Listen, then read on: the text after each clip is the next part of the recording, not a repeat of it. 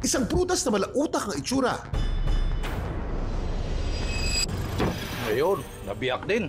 Ayan oh, sariwa-sariwa guys oh. Hinahalo raw ito sa pagkain bilang pampalasa.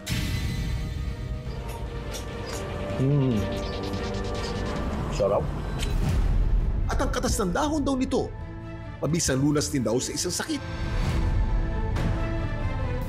Saan kaya ito matatagpuan?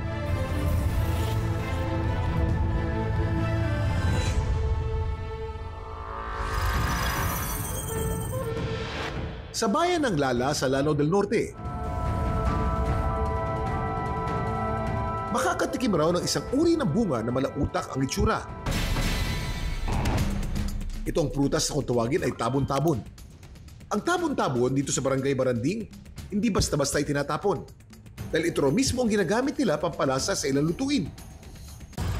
Ayun. Sa video ito ng vlogger na si Noel, hinalo niya ang katas ng kinayod na tabon-tabon sa kinilaw na tuna.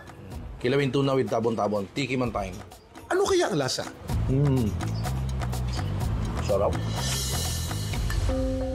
Si Catherine matagal ng residente sa lugar at siya mismo ay gumagamit din ng tabon-tabon sa pagluluto.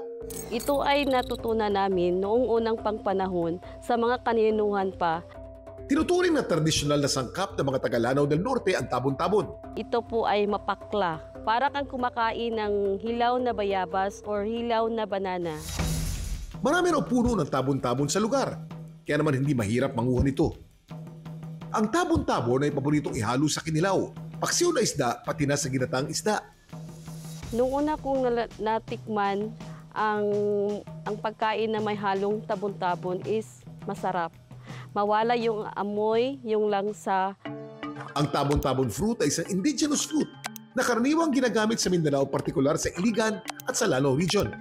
Yung tabon-tabon na tinatawag or may scientific name na Attona excelsa subspecies racemosa ay matatagpuan lang sa Mindanao. Mataas daw ang puno at may bilog ang bunga na kulay berde o brown kapag kinugna. Yung laman ng prutas, may isa siyang buto na pag cross-section mo ay mukhang utak. So yun yung tinatawag na kernel.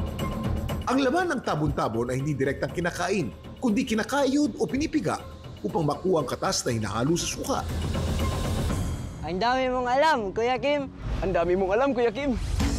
Ipapatikim ni Catherine ngayon ang paksiw na isda na may tabon-tabon. Ano kaya ang lasa nito? Para maghanda ng kanilang lulutuin, hinugasan muna ni Catherine ang mga prutas. Saka hinanda ang mga sangkap ng kanyang lulutuin. Para ihalo ang tabon-tabon, kumuha siya ng isang piraso nito, saka kinayod ito at piniga para makuha ang katas.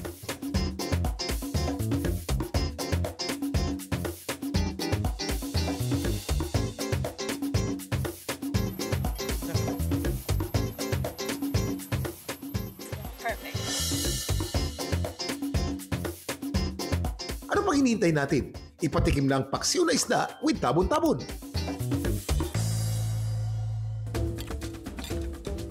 Ang sarap, may konting asim. Malasang malasa. Pero ang mas nakakaintriga, may kakaibang gamit pa raw ang tabon-tabon. Lunas din daw ito sa diarrhea. Ayon sa ilang pag-aaral, ang inner bark ng puno ng tabon-tabon ay may antioxidant at antimicrobial properties. Pero nilinaw din ng eksperto na ongoing pang pag-aaral na magpapatibay sa health benefits ng tabon-tabon. May dalawa siyang compound. Yung isang compound niya is may antibiotic. Yung isa naman cytotoxic. Na kapag mura pa yung halaman, mahina yung antibiotic niya. Ibig sabihin lason ang mayroon. Pero pag matured na, meaning magulang na or hinog na, and then nagkakaroon siya ng antibiotic. I-consider natin na yung magulang ang dapat gamitin. Ang tabon-tabon ay isa lamang sa napakaraming natatanging prutas na matatagpuan sa ating bansa. Sa laki na naitutulong nito sa pagpapasarap at pagpapabango ng mga lutuin, dapat lang nabigyan ito ng pansin. At kung may bagong prutas na muling sumikat at makilala, tandaan at gamitin ang mga utak. Ang dami mong alam, Kuya Kim. Dami mong alam, Kuya Kim.